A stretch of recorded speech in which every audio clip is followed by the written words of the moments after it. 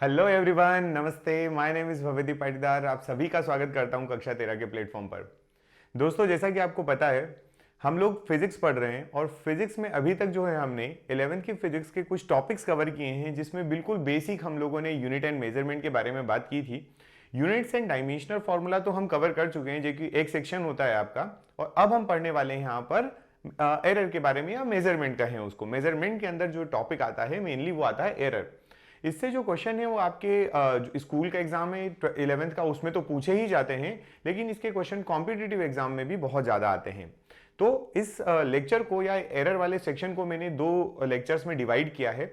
Starting में हम समझेंगे कि एरर क्या होती है, एरर क्यों होती है, और एरर का जो है बेसिक एब्सोल्यूट एरर, जो मीन एरर, परसेंटेज एरर होती है, फ्रैक्शनल एरर होती है ना, इनकी हम बात यहाँ पर थोड़ी करेंगे।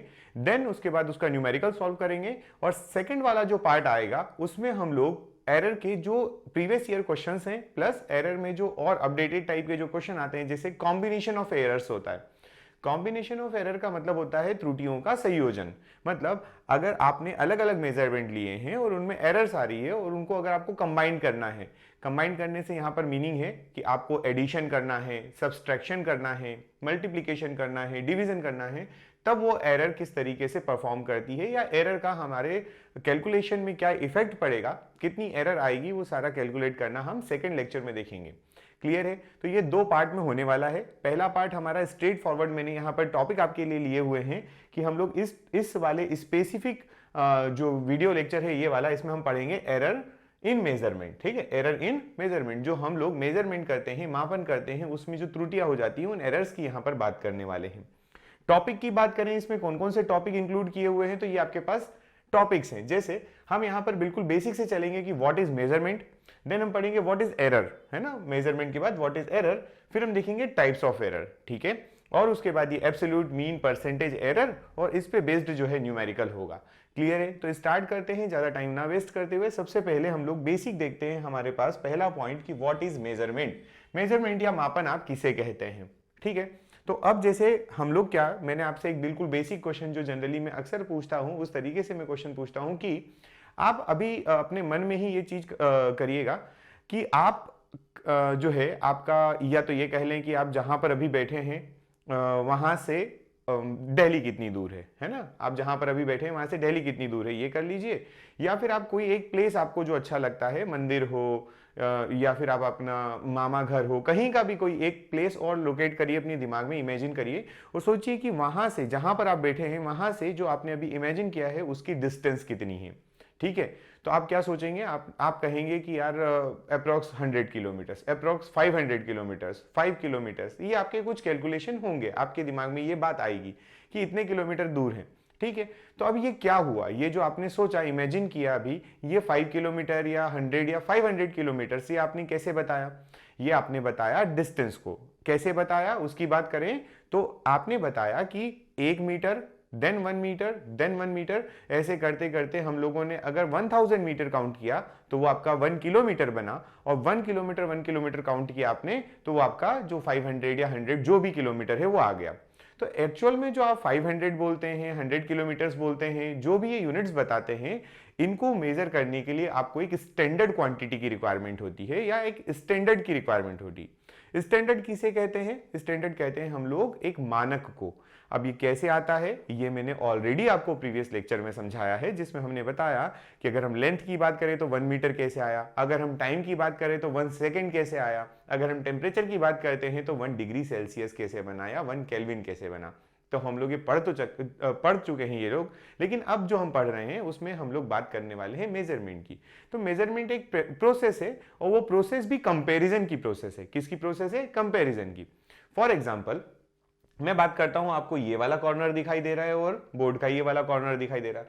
अब आप बात करें कि इस कॉर्नर से इस कॉर्नर की डिस्टेंस क्या है, या ये कॉर्नर से ये वाला कॉर्नर कितनी दूर है, तो ये मुझे कैसे पता चलेगा? मैं क्या करूंगा, मैं एक स्केल लूंगा जिसपे कैलिब्रेशन किए हुए होंगे, मार्किंग की हुई होगी, उससे मैं मेजर करूंगा, यार ये मुझे अप्रॉक्स 1 मीटर लग रहा है, देन ये 1 मीटर लग रहा है, अप्रॉक्स 2 के आसपास ये मीटर के बराबर इसकी लेंथ है। कुछ इस तरीके से आप बात कर सकते हैं। ठीक है, ये बात समझ में आई। आप इस तरीके से इसकी लेंथ बता सकते हैं कि 2 मीटर के आसपास शायद ये यहां से यहां तक इसका कॉर्नर होगा। लेकिन ये मेजरमेंट जो किया वो आपने मीटर में किया, वो मीटर ही आपका यहां पर मानक है, मतलब वो स्टैंडर्ड जिसकी हम बात कर रहे हैं वो मीटर है। समझ में आया? जैसे मैं आपको कहता हूं कि 1 मिनट, हमने कहा 1 मिनट, अब 1 मिनट कब होगा? 1 मिनट होगा 60 सेकेंड में। 1 मिनट मतलब 60 सेकेंड, तो 60 सेकेंड में जो सिंगल सेकेंड है, इस सिंगल सेकेंड को मैंने आपको सीजियम के एटम का वाइब्रेशन के थ्रू समझाया था कि इतने वाइब्रेशन हो जाते तो वो 1 सेकेंड बन जाता। तो हमने टाइम का मेजरमेंट सेकेंड से किया हुआ है। किससे किया है? सेकेंड से। तो एक्चुअल में जो हम ये टॉपिक पढ़ने जा रहे हैं उसमें हम लोग एरर्स पढ़ते हैं, और एरर्स कब आती हैं? जब हम कुछ मेजरमेंट करते हैं। इसलिए हमें ये मेजरमेंट की डेफिनेशन या मेजरमेंट क्या होता है समझना जरूरी होता है। तो बिल्कुल बेसिक डेफिनेशन है जो बोर्ड पे आपके पास लिखी हुई है, पढ़ते हैं। Measurement is the process is essentially a process of comparison. ये एक ऐसी प्रोसेस होती है जिसमें कंपैरिजन किया जाता है। तो ये किसकी? तुलना की प्रक्रिया है, मतलब कंपैरिजन की प्रक्रिया है। To measure any physical quantity, we compare it with a standard of that quantity। मतलब आपको मैंने जैसे पहला एग्जांपल दिया था कि डिस्टेंस, आपके घर से दिल्ली की डिस्टेंस, तो आपको लेंथ काउंट करना थी या लेंथ मेजर करना थी। तो आपने क्या किया? लेंथ का जो बिल्कुल बेसिक स्टैंडर्ड हमने लिया था, कौन सा स्टैंडर्ड? मीटर वाला। उस मीटर को आपने बोला 1 मीटर, 1 मीटर, 1 मीटर, 1000 मीटर मतलब 1 किलोमीटर, एंड सो ऑन, है ना। तो ये जो प्रोसेस होती है कि किसी भी भौतिक मात्रा को मापने के लिए हम उसकी तुलना उस मात्रा के मानक से करते हैं। तो मानक पहले निर्धारित किए जाते हैं। हम लोगों ने फिजिक्स में 7 फंडामेंटल क्वांटिटीज, 7 मूलभूत राशियों की भी बात की है, और मूलभूत राशियां जहां पर पढ़ी थी वहां पर हमने स्टैंडर्ड बताए हैं आपको प्रीवियस वीडियो में। तो बस वही है, जब आप उनको कंपेयर करते हैं अपने मेजरमेंट के लिए तो वो आपकी ये टर्म जो कॉइन की गई है इसका नाम दिया गया है मेजरमेंट, राइट। चलिए अब इसके बाद मेजरमेंट के बाद देखते हैं मेजरमेंट के बाद क्या है। चलिए मेजरमेंट के बाद हम देखेंगे एरर। क्या देखेंगे? एरर्स। अब जब पढ़ रहे हैं तो एरर क्या होती है ना, यहां पर ध्यान देना ये पड़ेगा कि एरर होती क्या है एक्चुअल में। तो देखो, एरर हम किसको कहते हैं? आपने कोई भी मेजरमेंट लिया, अब मैं आपको कहता हूं कि जो मेजरमेंट आप लेने वाले हैं अगर वो ज्यादा प्रिसाइसली हम कहें तो वो 2 मीटर लंबा है। अभी जैसे मैंने एक एग्जांपल लिया आपके सामने, यहां से यहां तक का। अब अगर आप अभी यहां पर स्केल लेकर आते हैं या टेप लेकर आते हैं मेजरमेंट करने, तो मुझे 99.99% ये विश्वास है कि यहां से यहां तक की लंबाई 2 मीटर नहीं होगी। क्लियर? पर मैंने आपको एक रफली आइडिया दिया कि ये 2 मीटर हो सकता है। तो मैंने जो बताया वो एक अंदाजन आपको बताया था, या अगर मैं ऐसे ही अप्रोक्स काउंट कर रहा था, मैंने ऐसे काउंट किया था कि ये 1 मीटर और ये 1 मीटर, तो ये जो मेरा मेजरमेंट लिया हुआ है, जो मैंने मेजरमेंट लिया कुछ इस तरीके से, ये मेजरमेंट में कुछ एरर है। क्यों? क्योंकि एक्चुअल वैल्यू इसकी कुछ और है और मैंने आपको कुछ और बताई, तो यही कहलाता है एरर। मैं पहले इसका एक आपको फॉर्मूला बताता हूं, बात करेंगे उसके बाद एरर की। देखो एरर क्या होती है? True value minus measure value. मतलब एरर होती है कि इसकी ट्रू वैल्यू कुछ और थी और हमने मेजर्ड करके बताया कि 2 मीटर इसको ले लो। तो इस तरीके से जो ये वैल्यू आती है true value minus measured value, मतलब वास्तविक मान में से जब आपने जो मेजर किया है, मापा है, उसको माइनस कर देते हैं तो आपके पास त्रुटि निकल के आती है। ठीक है, तो चलिए देखते हैं, इसकी डेफिनेशन भी देख लीजिए। हम जानते हैं कि नो मेजरमेंट इज परफेक्ट। सब जानते हैं कि हम लोग 100% परफेक्ट मेजरमेंट नहीं ले सकते हैं, and error are involve in the process. जो हम लोग मेजरमेंट लेते हैं उसमें एरर इन्वॉल्व होती ही है। द प्रोसेस, ठीक है, it can not be removed completely, ये भी मैंने आपको बता दिया। So the difference in the true value and the measured value of quantity is called error. समझ में आया? ट्रू वैल्यू और मेजर्ड वैल्यू के बीच की जो क्वांटिटी है उसको आप क्या कहेंगे? उसको आप एरर कहेंगे। ठीक है, ये बात यहां तक है ना। चलिए, तो अब इसको भी थोड़ा समझते हैं, आगे बढ़ते हैं।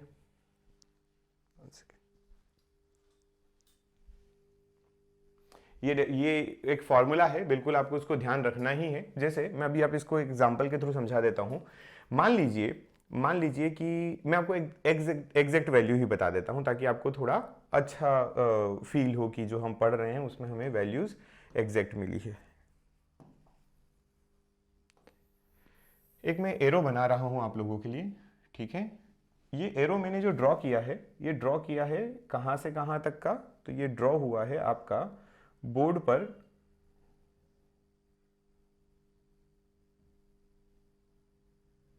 ठीक है।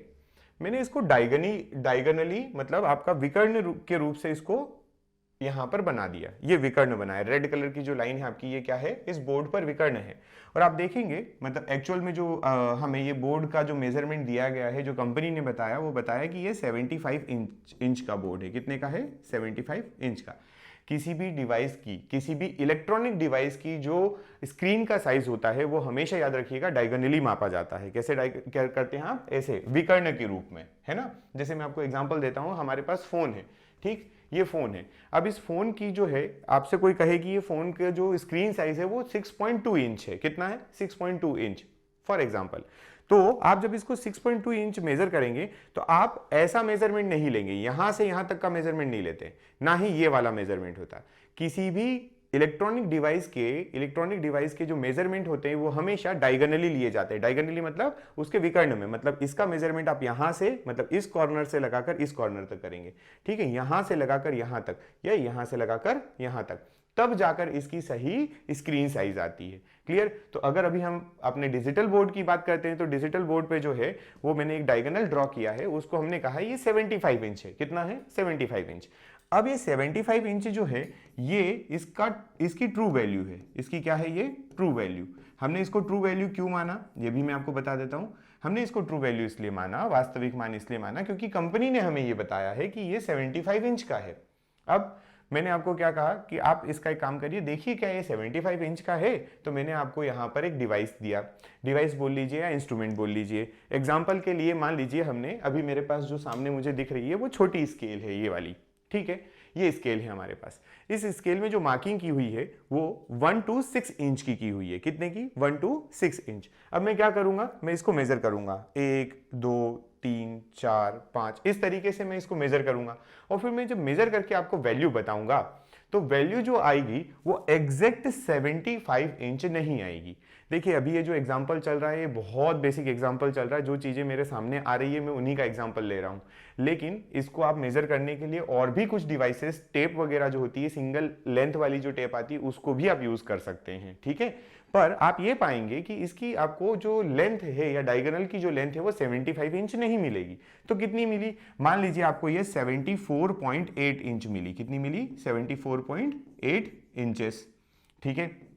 अब ये जो गैप आया, कौन सा गैप, 75 का है ये बोर्ड, लेकिन आपको मिला कितना, 74.8। तो ये जो गैप है ना, ये 0.2 का जो इंच का जो गैप आया है आपका, या जो डिफरेंस आया है, यही आपका क्या कहलाता है, यही कहलाता है एरर। क्योंकि आपने क्या किया, आपने एक्चुअल मान में से, वास्तविक मान में से आपने मेजर्ड को माइनस कर दिया। तो मेजर किया था उसको माइनस कर दिया, एक्चुअल में से मेजर को, वास्तविक में से मापे गए मान को माइनस किया, तो आपके पास जो आंसर आई वो आई 0.2 की एरर। क्लियर है, ये कहलाती है एरर। अब इसका कोई खास लेना देना है नहीं, ये केवल समझने के लिए है। हमें जो पढ़ना है उनके बारे में बात करते हैं। हमें पढ़ना है कि हमारे पास एरर कितने प्रकार की होती है। तो देखो स्ट्रेट फॉरवर्ड आंसर है कि एरर के आपके सिलेबस के अकॉर्डिंग केवल 2 ही टाइप पढ़ना है। कितने, 2 टाइप। एक्चुअल में इनको 2 टाइप में ही डिवाइड किया है ब्रॉडली। अगर हम देखें तो एक होती है सिस्टमेटिक एरर, जिसको बोलते हैं व्यवस्थित त्रुटियां, और दूसरी होती है रैंडम एरर, मतलब यादृच्छिक त्रुटियां। तो व्यवस्थित त्रुटि मतलब सिस्टमेटिक एरर, और यादृच्छिक त्रुटियां मतलब रैंडम एरर क्या होती है, इनके बारे में बात करेंगे वन बाय वन। तो सबसे पहले हम पढ़ने वाले हैं सिस्टमेटिक एरर को। सिस्टमेटिक एरर क्या होती है, चलिए सिस्टमेटिक एरर को समझते हैं कि सिस्टमेटिक एरर क्या होगी। तो the systematic error are those error that tend to be in one direction, either positive or negative. जैसे व्यवस्थित त्रुटियां वे त्रुटियां हैं जो सकारात्मक या नकारात्मक एक दिशा में होती है। अब इसका मतलब क्या है, त्रुटियां सकारात्मक नकारात्मक एक दिशा, त्रुटि में दिशा कहां से आ गई, थोड़ा सा समझते हैं। मैं आपको एक एग्जांपल देता हूं, अगेन एग्जांपल ना देकर जो अभी हमने पढ़ा था उसी को यूज कर लेते हैं। आपने क्या किया, आपने पहली बार में जब मेजरमेंट किया तो इस बोर्ड के लिए आपने बोला कि एक्चुअल वैल्यू 75 इंचेस, आपने निकाली 74.8 इंच। मैंने आपको कहा कि यार आपने तो एरर कर दी है कुछ, एक काम करिए आप फिर से करिए। तो आपने क्या निकाला, आपने बोला कि 75 तो ओरिजिनल था, 75 इंच तो ओरिजिनल था, माइनस आपने अगली वैल्यू जो निकाली वो आई आपकी 74.9 इंच। कितनी आई, 74.9 इंच। तो आपने बोला सर 0.1 की इंच की एरर आ रही है, 0.1 इंच एरर। मैंने कहा एरर तो फिर भी आ गई, आप फिर से कोशिश करिए, अगला मेजरमेंट लीजिए, आपने अगला मेजरमेंट लिया 75 इंच माइनस 74 पॉइंट, अब इस बार जो आपने मेजरमेंट लिया वहां पर आप 74.7 पे पहुंचे, तो आपका जो एरर आया वो कितना आ गई, एरर आपकी आ गई 0.3 इंच की। तो जरा ध्यान से देखिए ये एरर कितनी है, 0.2 इंच, 0.3 इंच, 0.1 इंच, क्या ये सभी पॉजिटिव है, क्या ये सभी की सभी एरर आपको धनात्मक लग रही है? कभी भी आपको क्या ऐसा लगा कि 75 एक्चुअल था और आपने जो मेजरमेंट लिया वो 75.1 निकल गया, मतलब आपका 0.1 जो है वो भी किस में, माइनस में एरर आ रही है, ऐसा कभी दिखा? नहीं दिखा। तो ये कहलाती हैं धनात्मक या ऋणात्मक, क्या कहलाती हैं, धनात्मक या ऋणात्मक। अभी आपके पास सारी पॉजिटिव आ रही है, कैसी आ रही है, सभी की सभी पॉजिटिव। यहां तक बात क्लियर है ना? ठीक है, आगे बढ़े, चलिए।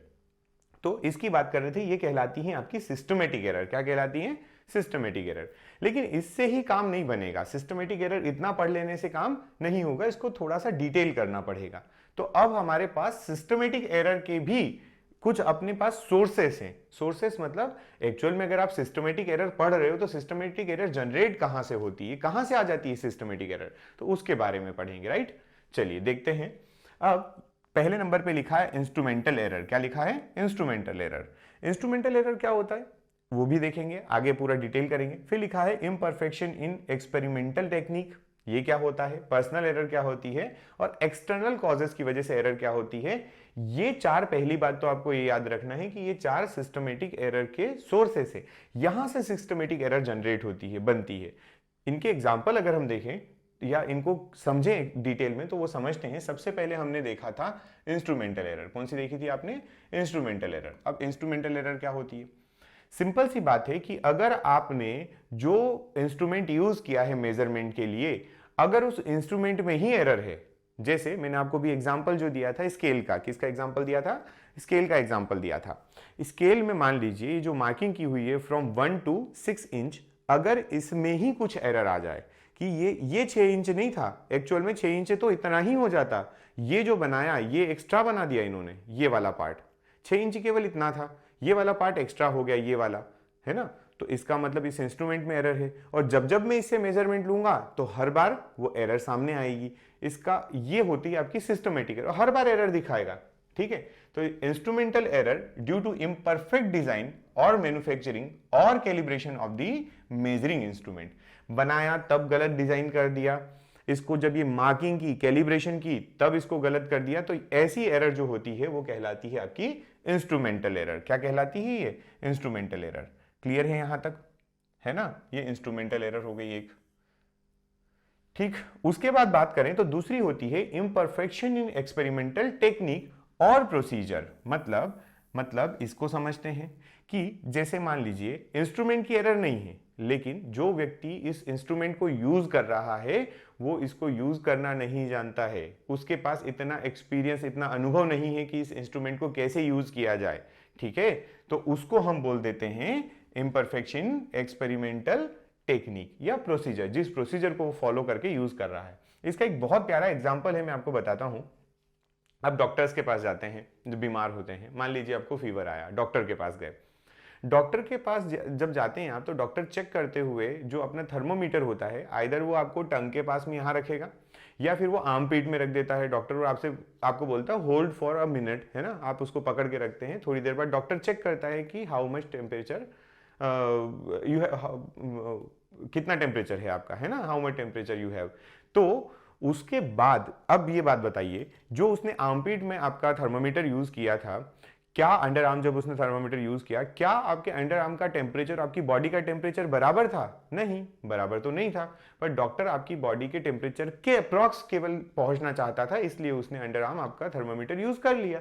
अब वही तो देखिए, वही लिखा है इम्परफेक्शन इन एक्सपेरिमेंटल टेक्निक या प्रोसीजर, जो प्रोसीजर फॉलो किया है टेम्परेचर मेजरमेंट का, उसमें कहीं ना कहीं इंपरफेक्शन है, उसमें कहीं ना कहीं थोड़ा सा एकदम 100% श्योरिटी वाली बात नहीं है। क्लियर है, ये भी सिस्टमेटिक एरर कहलाती है, राइट।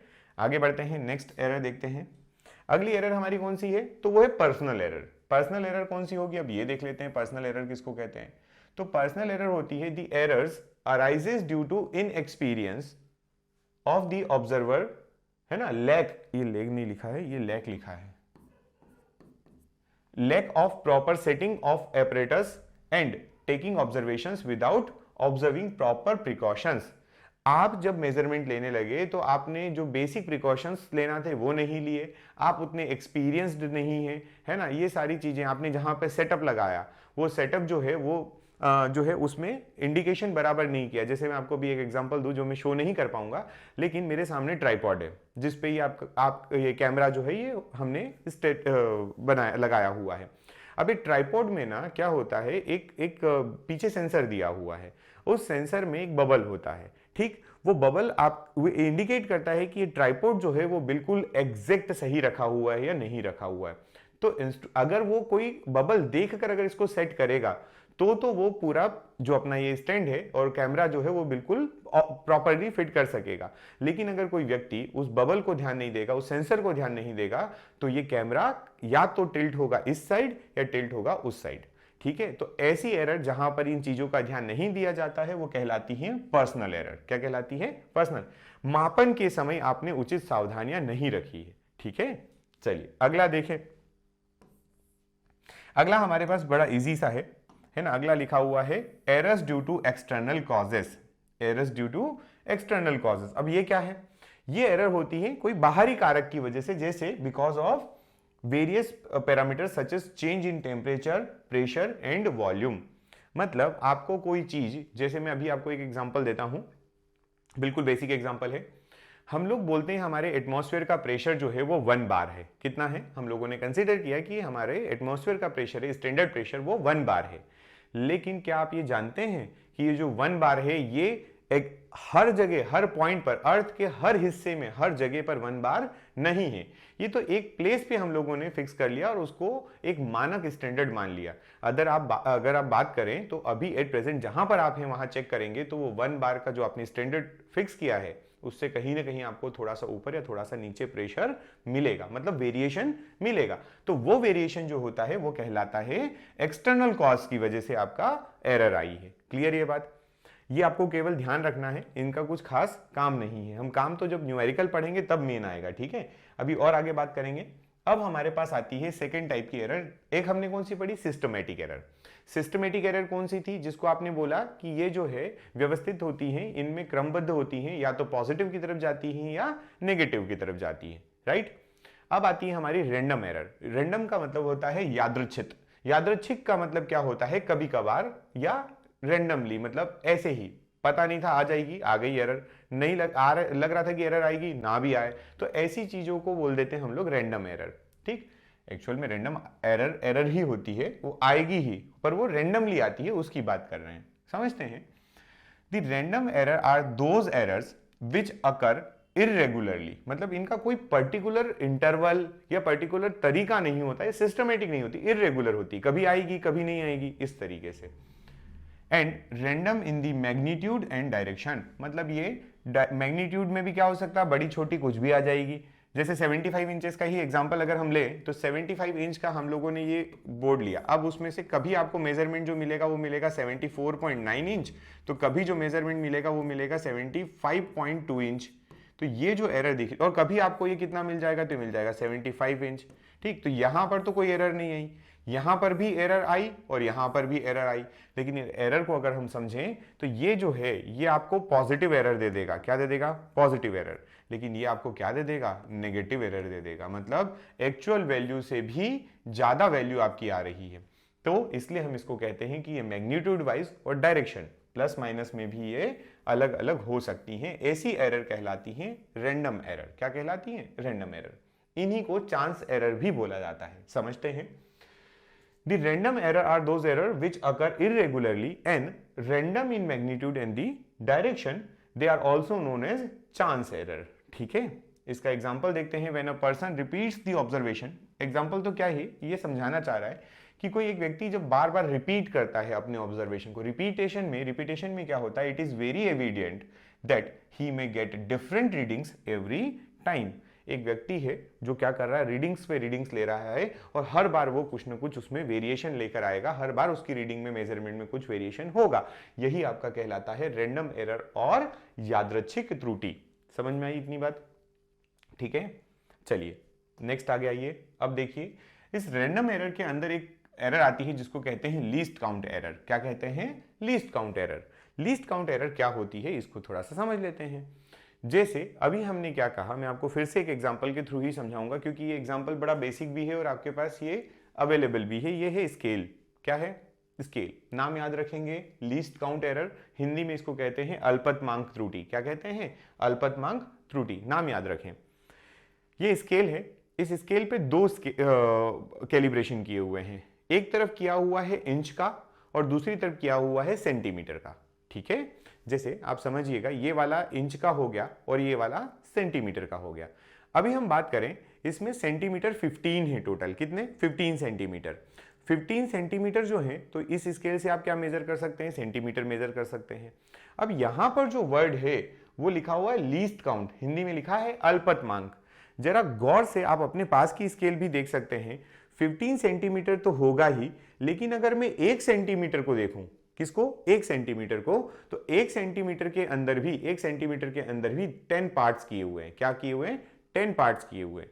इसका मतलब 1 सेंटीमीटर का 10वां हिस्सा, 1 सेंटीमीटर का 10th पार्ट में यहां से मेजर कर सकता हूं। और 1/10 सेंटीमीटर जो होता है वो होता है मिलीमीटर। वो क्या होता है? 1 मिलीमीटर। आई बात समझ में? मतलब ये जो स्केल है ना, इससे मैं कम से कम कितना मेजरमेंट कर सकता हूं? वो होता है 1 मिलीमीटर। क्लियर है ये बात? तो अल्पतमांक त्रुटि या लीस्ट काउंट एरर जो है वो कहीं ना कहीं इसी बात से रिलेटेड है। इसको थोड़ा सा पढ़ के समझते हैं। ठीक, चलिए देखिए। सबसे पहले देखेंगे, एक सेकेंड,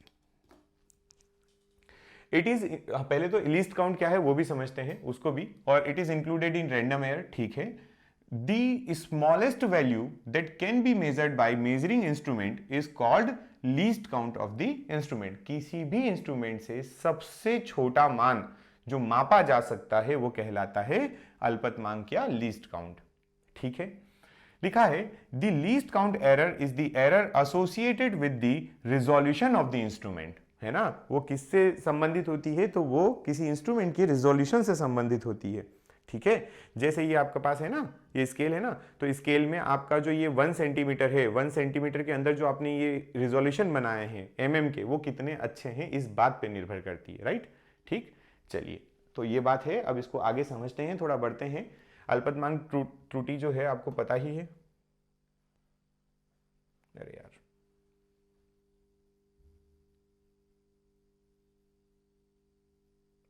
वन सेकेंड, है ना, गलती से क्लिक हो गया यहां पर।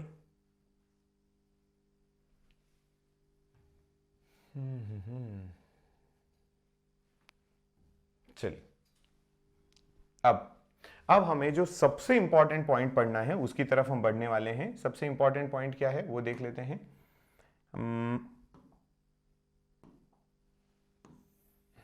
ये, अब ये क्या है इसको भी समझा देते हैं आपको कि क्या चीज है। ठीक, देखो, आपके पास 3 चीजें लिखी हैं। पहला लिखा है आपके पास एब्सोल्यूट एरर, दूसरा लिखा है आपके पास रिलेटिव एरर, तीसरा आपके पास लिखा है परसेंटेज एरर। ठीक है, इसमें हम 2-3 बातें और ऐड कर सकते हैं, जैसे मीन एरर भी आएगी, एब्सोल्यूट एरर मतलब मीन एरर भी आएगी, रिलेटिव आएगी और फ्रैक्शनल भी आएगी और परसेंटेज भी आएगी। तो अपने पास ये है, इनसे न्यूमेरिकल आते हैं। क्या आते हैं? न्यूमेरिकल। इनको पहले सॉल्व कैसे किया जाता है वो समझते हैं, देन हम इनको आगे बढ़ेंगे, न्यूमेरिकल सॉल्व करेंगे इस पे। ठीक है, तो चलिए, सबसे पहले तो हम इनकी डेफिनेशन के साथ में क्या होती है वो पढ़ेंगे। एब्सोल्यूट एरर, सबसे पहले आपके पास है एब्सोल्यूट एरर। एब्सोल्यूट एरर क्या होती है इसको समझिए। The magnitude of the difference between true value of the quantity measured and the individual measurement taken। इसका मतलब, ये जो ऊपर लिखा है इसका मतलब क्या है मैं आपको जब मैथमेटिकली बताऊंगा तब आपको समझ में आएगा, और ज्यादा अच्छा समझ में आएगा जब आप इसका न्यूमेरिकल देखेंगे। अभी तो डेफिनेशन पढ़ लेते हैं कि मापी गई मात्रा के वास्तविक मान के लिए और व्यक्तिगत माप के बीच का अंतर या परिमाण जो होता है वो कहलाता है आपका एब्सोल्यूट एरर। अब इसमें आपको क्या करना है, कैसे करना है वो मैं समझा देता हूं। सबसे पहले आप लोगों को यहां पर कंसीडर करना है, लेट हम लोग कुछ कंसीडर करते हैं। क्या कंसीडर करते हैं कि हमने जो मेजरमेंट टेकन A1, ठीक है, A2, A3, A4, A5 and, है ना, AN are the measurement taken. हम यहां पर क्या बोल रहे हैं कि हमने ये सारे क्या ले लिए हैं, मेजरमेंट ले लिए हैं, आर दी मेजरमेंट टेकन। ठीक, ये हमने कुछ मान लिए, हमने ये कुछ एक कैलकुलेट किया, कुछ मेजर किया, कुछ मापा, और मापने के बाद हमारी ये वैल्यूज आई। एब्सोल्यूट एरर अगर निकालना है तो एब्सोल्यूट एरर कैसे निकालते हैं उसके लिए आपको कुछ ध्यान देना पड़ेगा।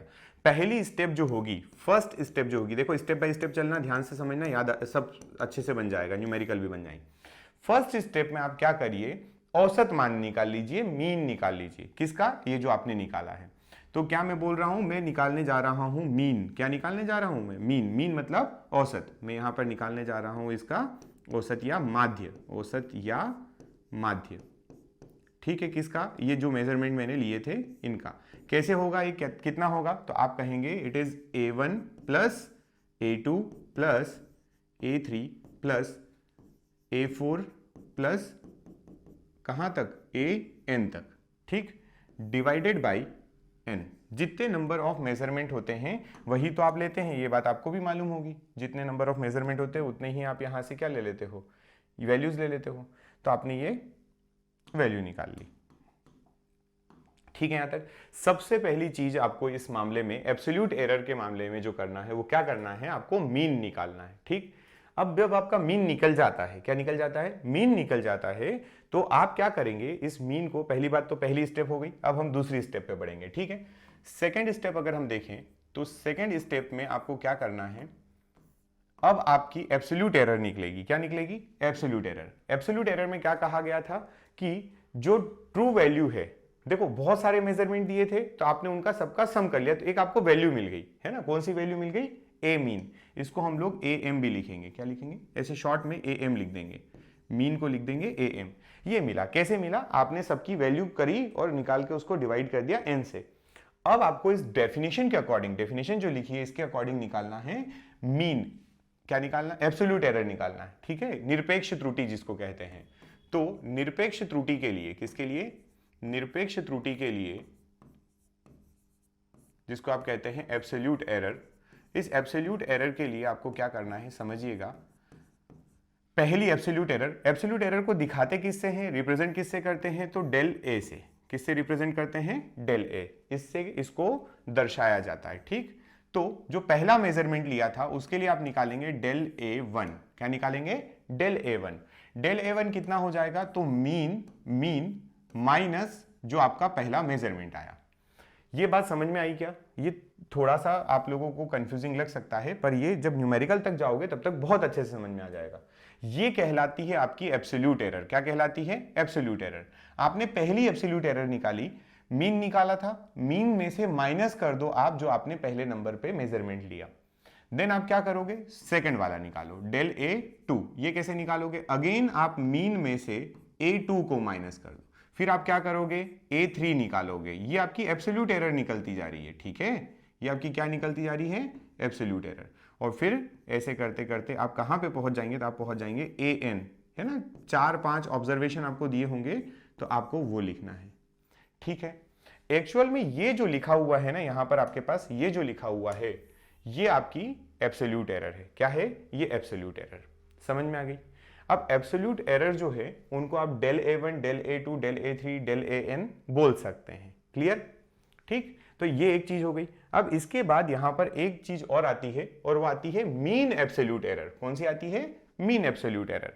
मीन एब्सोल्यूट एरर जिसको बोलते हैं माध्य निरपेक्ष त्रुटि।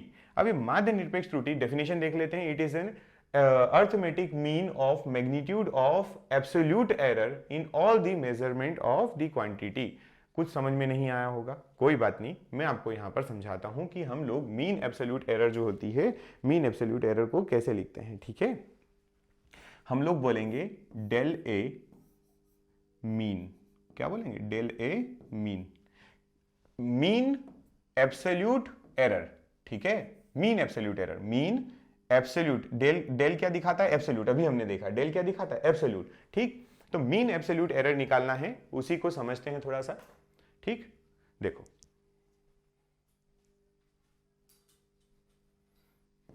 आप यहां क्या कर, अच्छा, और दूसरा यहां पे लिखा है मैग्नीट्यूड ऑफ, तो आपको क्या करना है, del A1 plus del A2 plus del A3 and so on, जितना आया था उनको सबको निकाल कर और सभी को डिवाइड कर देना है किससे, n से। समझे? ये आपका क्या बन जाएगा, तो ये आपका बन जाएगा मीन एब्सोल्यूट एरर। ये बन जाएगा आपका मीन एब्सोल्यूट एरर। ठीक है ना? जितना समझ में आ रहा है समझते जाओ, चीजें थोड़ी सी याद रखना है, समझना है। ये डेल मॉड क्यों लगाया, क्योंकि जब एरर निकलेंगी तो वो सभी की सभी आपको पॉजिटिव लेना पड़ेंगी, नेगेटिव में आप ऐड नहीं कर सकते कि पता चला ये -2 निकला, ये +2 निकला, तो -2 और +2 0 हो जाएगा, तो एरर खत्म थोड़ी हुई। आपने तो मेजर किया था ना, तो मेजर आपकी जो वैल्यू होती है वो सब हमेशा प्लस होती है, एरर हमेशा क्या होती है, प्लस होती है, बस ध्यान रखना। तो ये निकल गया मीन एब्सोल्यूट एरर। क्या निकल गई है, मीन एब्सोल्यूट एरर। ठीक, अभी वापस से देख लो, आपने क्या निकाला था पहले, एब्सोल्यूट एरर निकाला था। क्या निकाली थी, एब्सोल्यूट एरर। कैसे निकाली थी, सबसे पहले आप मीन निकालते हैं। क्या निकालते हैं, मीन, सभी को जोड़ के और फिर डिवाइडेड बाय n। ये जो वैल्यू आती है am या मीन, इसमें से आप पहला वाला मेजरमेंट माइनस करो तो आपको पहली एब्सोल्यूट एरर मिल जाएगी। मीन में से आपने जब दूसरा वाला माइनस किया मेजरमेंट तो आपको मिल जाएगा del A2। समझ में आया? और ये जब हो जाता है आपका, तो फिर आप क्या करते हो, इसके बाद आप डायरेक्टली निकालते हो मीन एब्सोल्यूट एरर। क्या निकालते हो, मीन एब्सोल्यूट एरर, जो हमने अभी निकालना सीखी। कैसे मीन एब्सोल्यूट एरर निकाली जाती है, सभी एब्सोल्यूट एरर को जोड़कर डिवाइड कर देना नंबर ऑफ ऑब्जर्वेशन से। आगे बढ़ते हैं, अगला है हमारे पास रिलेटिव एरर और फ्रैक्शनल एरर। रिलेटिव एरर और फ्रैक्शनल एरर। अब ये रिलेटिव और फ्रैक्शनल क्या होती है, इसको समझते हैं। ठीक है, इसको बोलते हैं सापेक्ष त्रुटि या भिन्नात्मक त्रुटि। सापेक्ष या भिन्नात्मक त्रुटि कैसे निकालेंगे, तो इसका बड़ा सिंपल सा आंसर है। अगर आपको रिलेटिव एरर निकालना है तो उसको आप del A लिखेंगे। क्या लिखेंगे, del A, थोड़ा छोटा लिखेंगे, del A। del A क्या होगा, तो देखिए del A जो होता है ये होता है del A mean divided by A mean. ठीक है, मतलब इसको हम कहेंगे कि ये आपका क्या था, absolute error, mean absolute error. ये क्या था, एब्सोल्यूट मीन एब्सोल्यूट एरर। ये आपकी मीन एब्सोल्यूट एरर थी। और ये आपने नीचे किससे डिवाइड किया, तो आपने उसको डिवाइड किया मीन एरर से। किससे डिवाइड कर दिया, मीन एरर, माध्य त्रुटि से डिवाइड कर दिया। ये फॉर्मूला भी याद रखें। ठीक है, ये फॉर्मूला भी याद रखें, ये भी काम आएगा आगे चल के। ठीक, तो आपके पास तीन चीजें हो गई। कौन कौन सी, आपने रिलेटिव एरर पढ़ा, जिसको फ्रैक्शनल एरर या भिन्नात्मक त्रुटि भी कहते हैं। इसके पहले आपने पढ़ा मीन एब्सोल्यूट, और उसके पहले पढ़ा था आपने एब्सोल्यूट।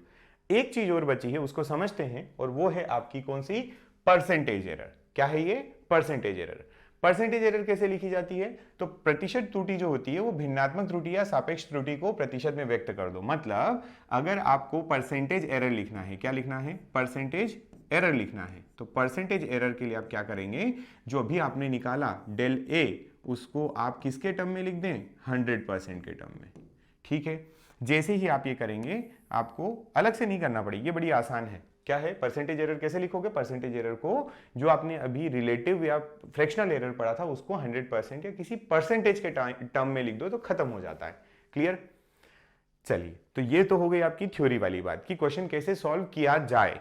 अब आता है हमारे सामने क्वेश्चन सॉल्व करके बताओ। ठीक है, जब हम पहले समझे कि क्वेश्चन कैसे सॉल्व किया जाए तब क्वेश्चन सॉल्व करके बताना है।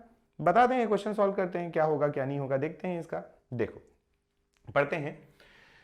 द रिफ्रैक्टिव इंडेक्स मतलब अपवर्तनांक है of water is found to have the values 1.29, 1.33, 1.34, 1.35, 1.32, 1.36, 1.30 और 1.33। आपके पास इतनी वैल्यूज दी हुई हैं, और ये वैल्यू देने के बाद आपसे क्वेश्चन बोला गया है कैलकुलेट, है ना, क्या करिए। तो आप देखो भाई साहब, आपको mean value of refractive index निकालना है, मीन एब्सोल्यूट एरर निकालना है, फ्रैक्शनल एरर निकालना है ना। इसको भिन्नात्मक त्रुटि भी कहेंगे, भिन्नात्मक, है ना।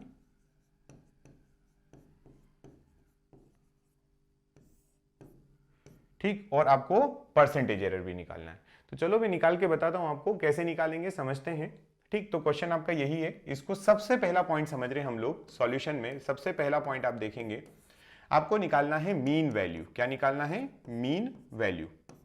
मीन वैल्यू का मतलब है ये जो लिखा है माध्य मान। क्या निकालोगे आप? मीन वैल्यू का मतलब है माध्य मान। ठीक, क्या करिए, माध्य या मीन कैसे निकालते हैं, औसत कैसे निकालते हैं? सभी को जोड़ दो और डिवाइड कर दो।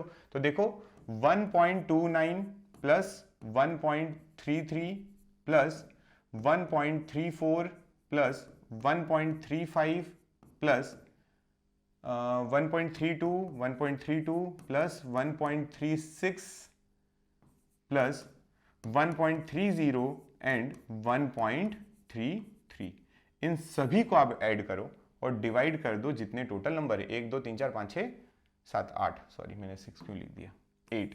ठीक है, ये आपने क्या किया, आपने सभी को ऐड किया और सभी को डिवाइड कर दिया।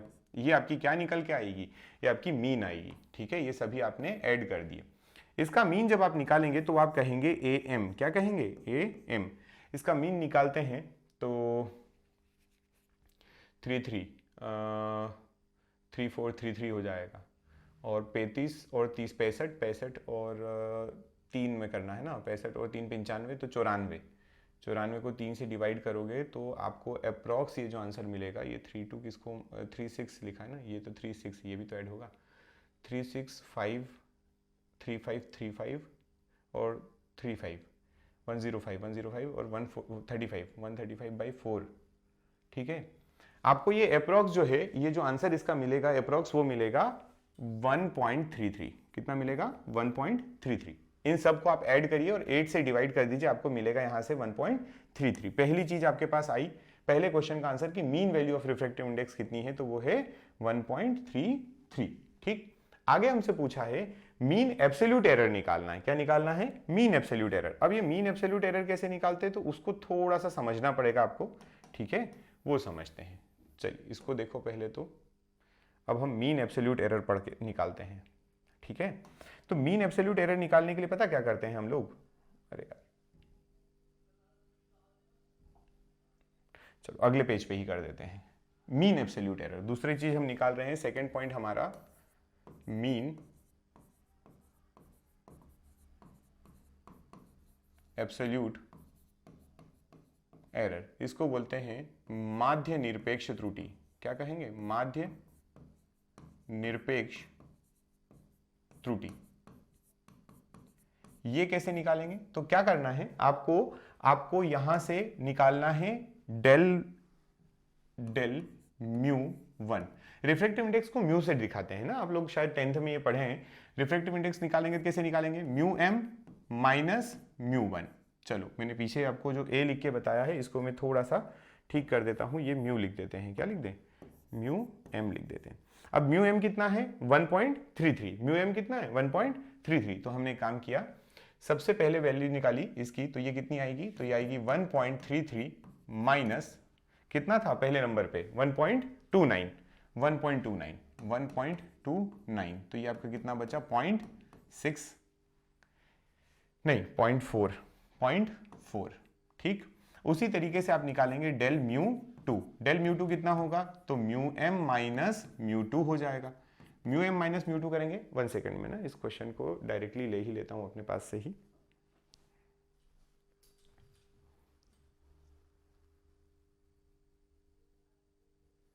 चलो देखो, हम लोगों ने कितना लिया? दूसरा जो है आपका वैल्यू कितनी है? तो वो है 1.33। दूसरी वैल्यू कितनी है? 1.33। तो 1.33 माइनस 1.33, ये आपका हो गया 0। अब मैं अगर डायरेक्ट फॉर्मूला ना लिखूं, ये वाला फॉर्मूला डायरेक्ट लिखूं तो कैसा हो जाएगा? ये आपका म्यू 3 हो जाएगा, डेल म्यू 3। ये आपका आ जाएगा डेल म्यू 4।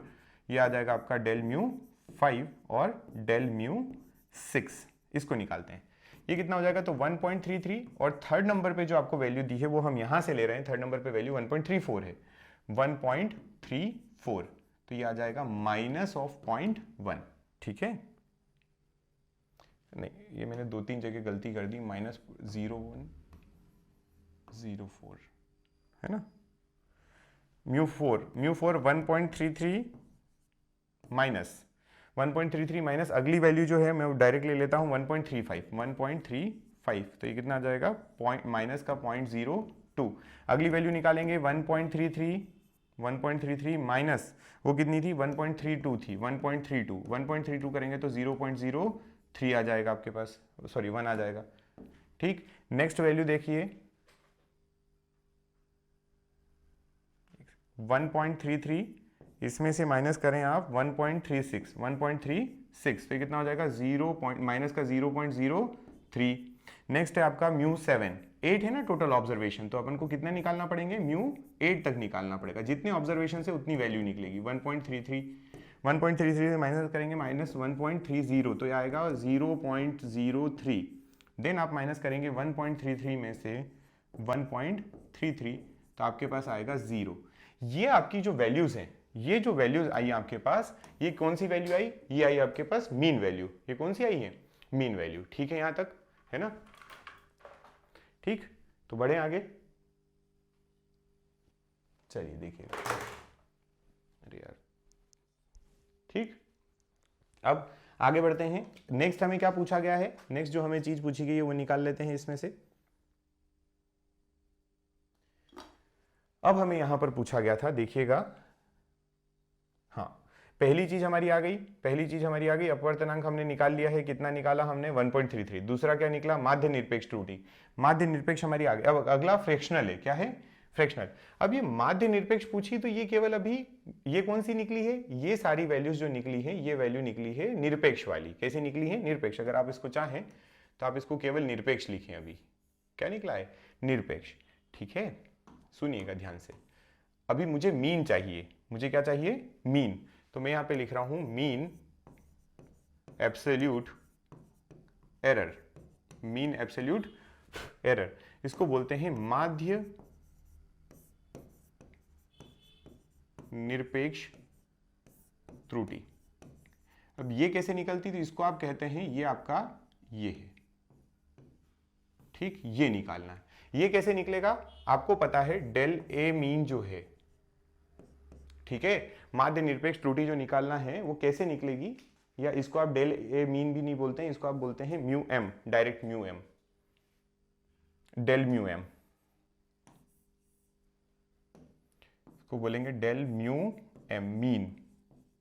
ठीक है, तो डेल म्यू मीन निकालिए, सबको ऐड कर दीजिए, 0.04 प्लस 0 प्लस, क्योंकि मैंने क्या कहा, ये चीजें सारी आपकी कैसी हैं, एरर हैं, और एरर में ये जो माइनस है इसकी कोई वैल्यू नहीं होगी, ये प्लस में ही लेना पड़ेगी, एरर आपको ऐड ही करना पड़ती है। 0.2 plus 0.01 plus 0.03 plus 0.03 plus 0 divided by 8।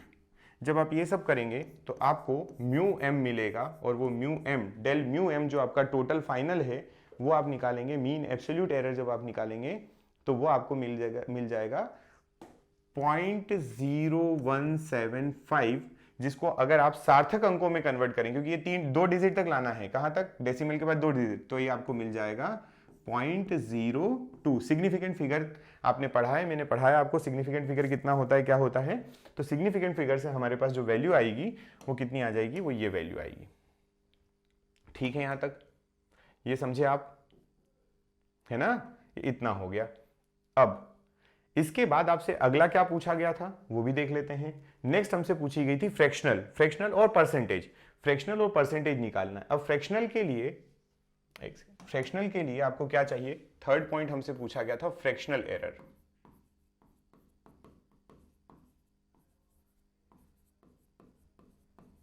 इसको आप बोल सकते हैं भिन्नात्मक त्रुटि, है ना। तो ये कैसे निकालते हैं, ये अभी आपको मैंने बताया कि डेल म्यू लिखोगे आप, क्या लिखोगे, डेल म्यू। ये क्या होगा, तो ये होगा मीन एब्सोल्यूट एरर, इसका फॉर्मूला क्या बनेगा, mean absolute error divided by mu mean. ठीक है, तो आप वैल्यू निकालेंगे तो ये आपकी कितनी आई थी 0.02, और ये कितनी आई थी आपकी 1.33, ये आई थी ना वैल्यूज। देखो म्यू एम कितना आया था 1.33, और आपका जो ये आया था ये अलग से है ना पूरा, ये इतना। ठीक है, इसको उसके साथ में मर्ज मत कर देना आप। तो ये वैल्यू कितनी आई आपकी 0.02, यही आ रही है वैल्यूज 0.02, और आपका नीचे क्या है तो है 1.33। ठीक है, तो जब आप इसको डिवाइड करेंगे तो ये आपको वैल्यू मैं बता देता हूं डायरेक्टली कैलकुलेट करके, ये वैल्यू आपको मिलेगी 0.015, जिसको आपको फिर से क्या करना पड़ेगा, आपको इसको सार्थक अंक या सिग्निफिकेंट फिगर में करना पड़ेगा। तो ये सिग्निफिकेंट फिगर इसका कितना बनेगा 0.02। अगर ये सिग्निफिकेंट फिगर आपको समझ में नहीं आता तो सिग्निफिकेंट फिगर मैं ऑलरेडी पढ़ा चुका हूं, उसको आप प्रीवियस वीडियो से रिफर कर सकते हैं, देख सकते हैं। तो फाइनली आपके पास ये चीज आ गई है, डेल म्यू जो आया है आपका वो कितना आया है 0.02। क्लियर? ठीक, चलिए अब लास्ट चीज जो हमारी बची है फोर्थ, वो है परसेंटेज एरर। क्या है वो? Percentage error. अब आपको परसेंटेज एरर क्या बताई थी कि अगर आपके पास ये लिखा हुआ है, इसमें इसको आप परसेंटेज के टर्म में निकाल दीजिए। किसके टर्म में? परसेंटेज के टर्म में। तो परसेंटेज के टर्म में जब आप इसको निकालेंगे तो आपके पास कितना आएगा, देखो ये है आपका 0.02 इंटू आप इसमें क्या कर दीजिए 100% का मल्टीप्लाई कर दीजिए, तो ये कितना हो जाएगा आपका 2%। ये आपका कितना हो जाएगा 2%। तो एरर कितने की है? तो एरर आपकी, एरर परसेंटेज 2% की है। क्या ये बात समझ में आई है ना? इस तरीके से इसको निकाला जाता है। ठीक है, ये आप करिएगा, और इसका मैंने एक यहां पर पीछे न्यूमेरिकल दिया है। ठीक है, ये न्यूमेरिकल आप लोगों के लिए होमवर्क है। ये क्या है? होमवर्क। ठीक, आप इसको करिएगा और इसका आंसर जो है, इसका आंसर जो है मुझे कमेंट बॉक्स में करके बताएं। मतलब ये जो क्वेश्चन सॉल्व करें और कमेंट बॉक्स में आंसर करें। ठीक है, सॉल्व करना ही है, अगर नहीं तो, क्योंकि ये टॉपिक थोड़ा सा डिफिकल्ट है, तो इसको एक बार पीछे पलटा के देख लें अच्छे से और ज्यादा क्लियर हो जाएगा। ठीक है, चलिए तो थैंक यू सो मच, मिलते हैं नेक्स्ट लेक्चर में। तब तक के लिए इसको रिवाइज करिए, अच्छे से पढ़िए और इसको आगे बढ़ाइए। ठीक है, थैंक यू सो मच।